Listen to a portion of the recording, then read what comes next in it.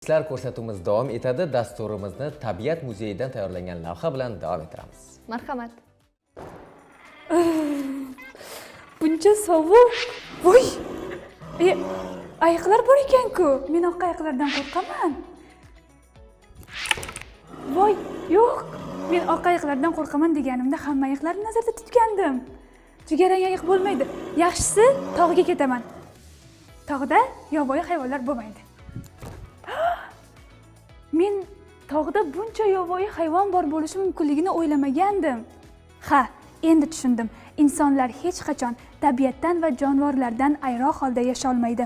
O'zbekiston Davlat tabiat muzeyida esa tabiatning har qanday iqlimida yashovchi hayvonlarni uchratishingiz mumkin.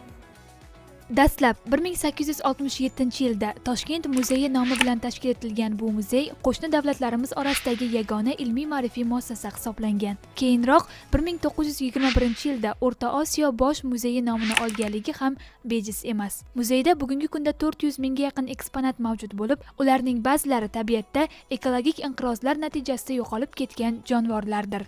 Shu jihatdan muzey haligacha qo'shni mintaqalar orasidagi yagona ilmiy markaz bo'lib qolmoqda. Bir asrdan ortiq muddat davomida faoliyat yuritib kelayotgan muzey eksponatlari qanday usullar bilan to'planganligi, jonivorlarga qasddan shikast yetkazilmaganligi haqida bilgimiz keldi.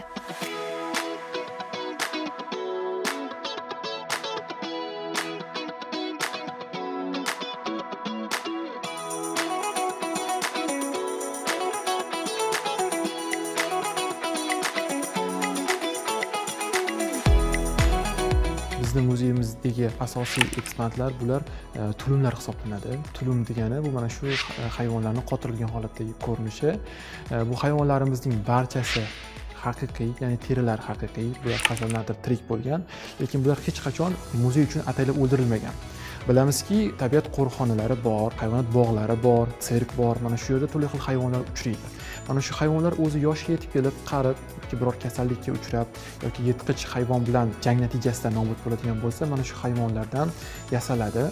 Bu manzilda tabiatni tarixdan boshlab o'rganishni boshlaysiz. Dinozavrning son suyaklaridan tortib, hozirgi hayvonlarning tulumlarigacha mavjud. Bu yerda nafaqat jonzotlar haqida, balki ularning yashash muhiti haqidagi taassurotga ham ega bo'lasiz. Yana bir o'ziga xos jihat, bu yerdagi suratlar muzey buyurtmasiga ko'ra maxsus chizilgan bo'lib, suratlarning barchasida yurtimizning tabiati aks ettirilgan. Ko'rsatuvimizni a'lo kayfiyatda davom ettiramiz.